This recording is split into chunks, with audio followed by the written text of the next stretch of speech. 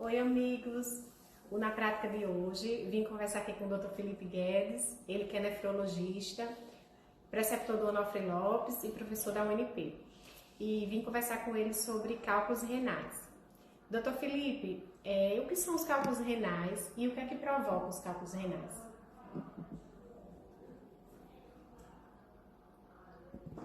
Cálculos renais são as famosas pedras no rim, né? São uma doença bem frequente na população geral, onde uma grande parte, se estima que 20% das pessoas possam desenvolver pedra no rim, e eles se desenvolvem principalmente por causa de baixa ingestão de volume, dietas inadequadas, condições genéticas que desenvolvem a formação desses cálculos. Tem um grupo mais específico que pode vir a ter essas doenças? A gente observa que o paciente masculino tem mais prevalência de pedra no rim. Pessoas que residem em regiões quentes, aqui vai uma grande parte das regiões do nosso estado, né? Pessoas que têm o hábito de tomar pouco líquido, aí isso inclui algumas profissões de risco, como motorista de táxi, motorista de caminhão, pessoas que trabalham em ambiente muito quente, tipo quem trabalha em cozinha, com fornalha e tal. Isso pode ser fatores de risco para o desenvolvimento de pedra no rim. E crianças, elas podem ter? Crianças podem ter pedra no rim, inclusive quando elas desenvolvem pedra no rim, indica toda uma investigação metabólica para investigar condições genéticas que podem causar essa doença. Quais são os sintomas que o paciente pode vir apresentar? Isso varia um pouco. Alguns pacientes são completamente assintomáticos, eles descobrem isso fazendo um ultrassom, às vezes por causa de um quadro de dor nas costas. Agora, alguns pacientes têm aquele quadro típico de dor de origem da pedra, que é aquela dor muito forte na região das costas, que passa para frente, que leva as pessoas para o pronto-socorro, né? Algumas pessoas relatam sintomas baixos da urina, tipo ardor a urinar, dor baixa a urinar e até mesmo sangramento urinário, mas esses sintomas são mais raros.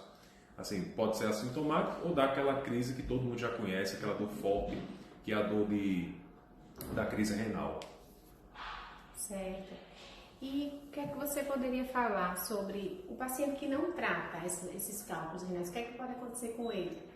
Pois é, quando a gente identifica esse problema renal, essa pedra no rim, é importante que o paciente realmente procure o nefrologista, procure uma atenção especializada para fazer uma avaliação geral do caso, né? Desde a possibilidade de recidivas, esses pacientes que já tiveram um episódio de cálculo renal tem 50% de chance de desenvolver um novo quadro de doença, de um novo cálculo renal ao longo da vida. Então, pode ser uma doença recorrente, e quanto mais recorrência, quanto mais possibilidade de obstruções, de infecções renais por causa da presença do cálculo, maior é a associação da doença cálculo renal com insuficiência renal, que é um problema maior, né? Então a gente aborda realmente o cálculo renal como pista aí para alguns pacientes que podem ter o desenvolvimento de doença renal crônica, que é uma doença sintomática que compromete um funcionamento dos rins e que pode levar o paciente até mesmo a hemodiálise e a consequências adversas aí no futuro.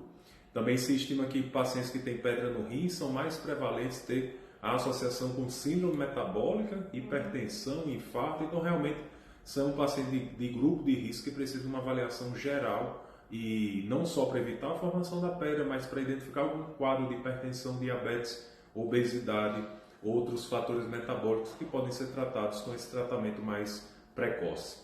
Entendi.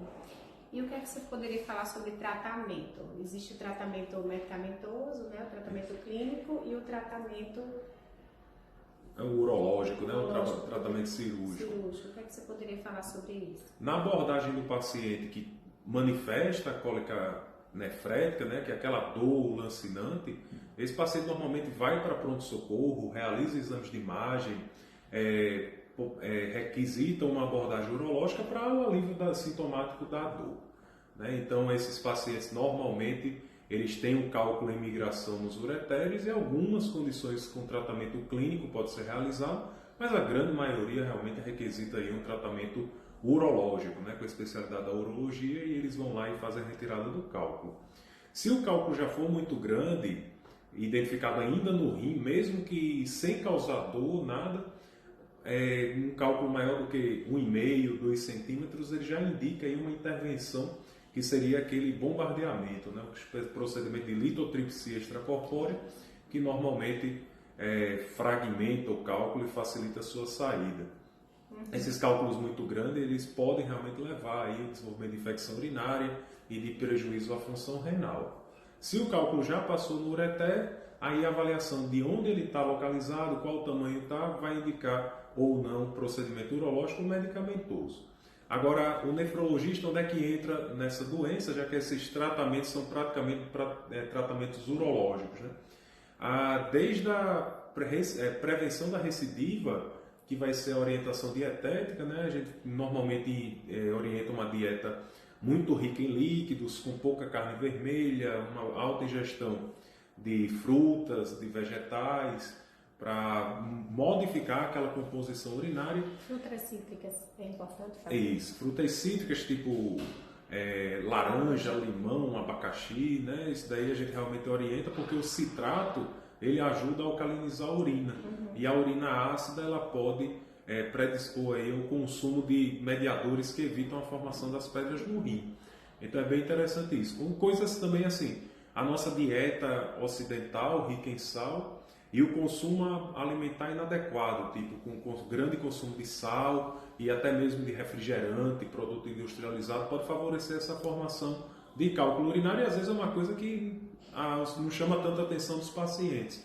Então essa modificação dietética é importante, evitar aí também carnes vermelhas, carnes muito salgadas, né, que podem ter tanto ácido úrico como o sal, que favorece a formação do cálculo. E aí existem aqueles famosos exames das 24 horas que são pedidos pelo nefrologista, onde se faz uma avaliação metabólica de fatores que podem favorecer a formação do cálculo e que podem evitar, e aí alguns medicamentos podem ser prescritos para aquele paciente. Então realmente é uma rotina de exame bem complexa, né? Mas que realmente quando a gente consegue encontrar uma causa e evitar a formação dos cálculos é o objetivo do tratamento nessa doença que é a litíase urinária. Você considera que existem alguns mitos com relação a essa doença? Existem vários, né? Vários mitos com relação à questão do cálculo urinário. A primeira é com relação ao chá de quebra-pedra, né? Que é uma coisa muito famosa, assim, que é muito prescrita. Às vezes cálculos muito pequenos que conseguem passar livremente pelo ureter e aí o paciente descobre que tem aquele cálculo e aí ele toma o chá e aí o cálculo desaparece e desapareceu por causa do cálculo. Na verdade, a grande maioria sai porque ia sair de toda maneira, né?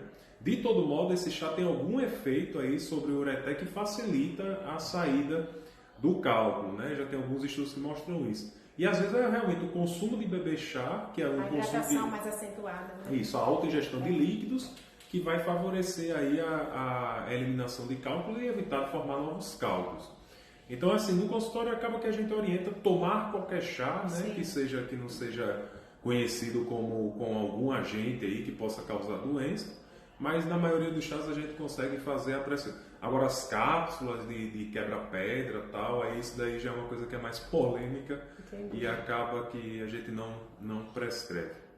Tem mais algum mito, doutor Felipe, que o senhor observa aqui no dia a dia, na sua prática? Assim, muito outro mito é que toda dor nas costas é pedra no rim. Sim. Né? Eu acho que esse é o grande mito e é uma situação que muitas vezes o paciente vem com pequenas pedras e com sintomas de dor lombar. Dor lombar é um sintoma muito frequente, muito comum, que vai levar uma grande parte das pessoas a incômodo e a tomar remédio ao longo da vida. Mas se você tem uma dor nas costas que faz você fazer ultrassom e aí se vê uma pedrinha pequena, às vezes para tirar essa informação do paciente, que não é a pedra que está causando a dor, e sim a musculatura, realmente é um esforço que a gente tem que fazer no consultório. Né? Para justificar, né? Isso. Pois eu quero aqui agradecer ao doutor Felipe pela participação. E se vocês tiverem alguma dúvida, podem escrever aqui que em breve eu vou estar dando a resposta. Obrigada, até mais. Obrigado.